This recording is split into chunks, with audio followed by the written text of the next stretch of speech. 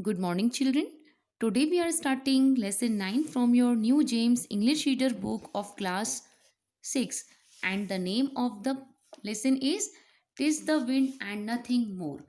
Children, these extracts are taken from the poem The Raven, which is written by Edgar Allan Poe. So now let's recite the poem first, then I will explain you the poem stanza wise.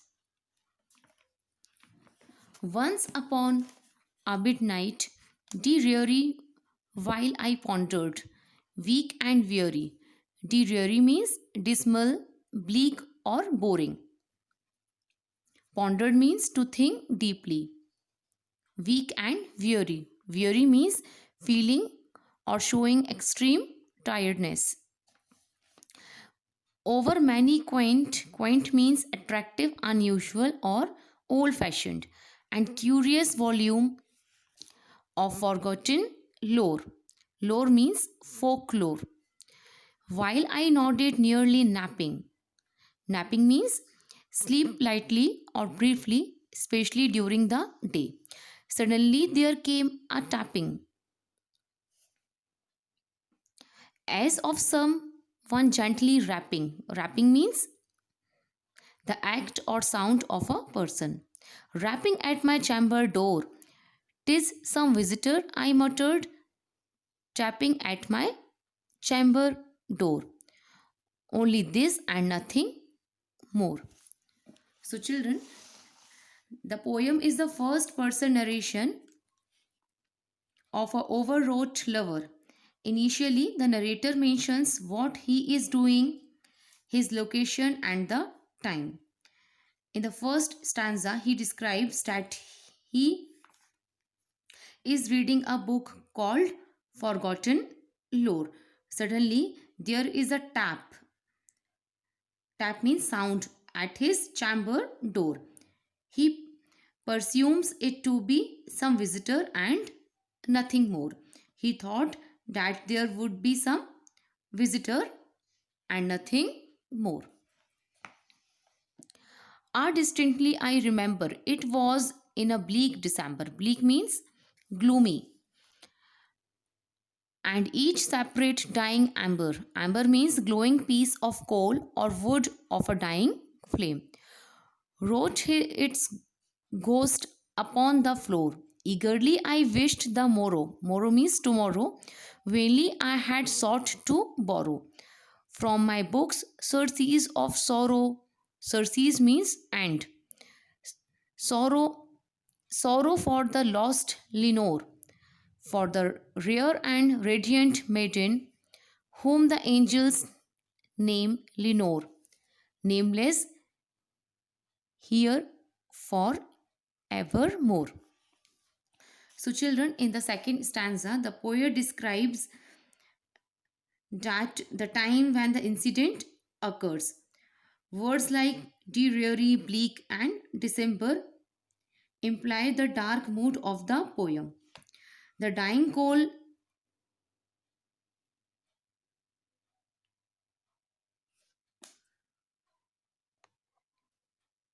the dying coal in the fireplace is making ghost shaped shadows on the floor.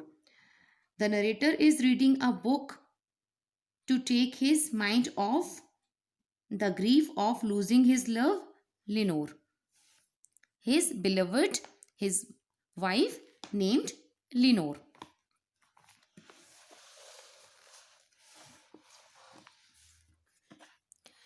Deep into that darkness, peering, long I stood there wondering, fearing, doubting, dreaming dreams no mortal ever dared to dream before. But the silence was unbroken and the stillness gave no token. Token means sign or indication. Indication. And the only word there spoken was the whispered word Lenore. This I whispered, and an echo murmured back the word Lenore. Merely this and nothing more. So, children, in the third stanza, the poet describes the darkness startles the narrator as he had imagined a visitor at the door. He peers into the darkness and wonders who must have knocked on the door. It shows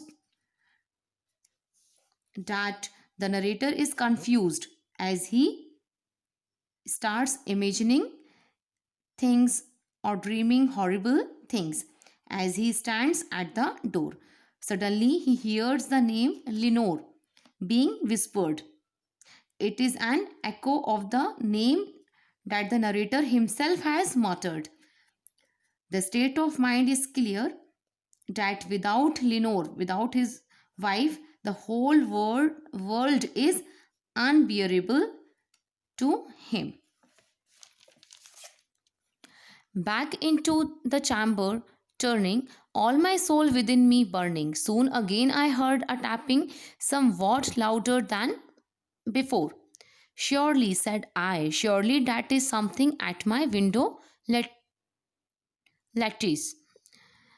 Let me see then what threat is. Threat means there at that place. Sorry. Uh, let me see that. Let me see then what there at is. There at means there at that place. And this mystery explore. Let my heart be still a moment and this mystery explore. This the wind and nothing more. So, children, in the fourth stanza, the poet finally closes the door and returns to his room. It seems that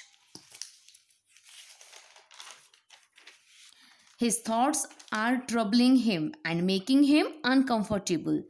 He hears the tapping again, this time at his window.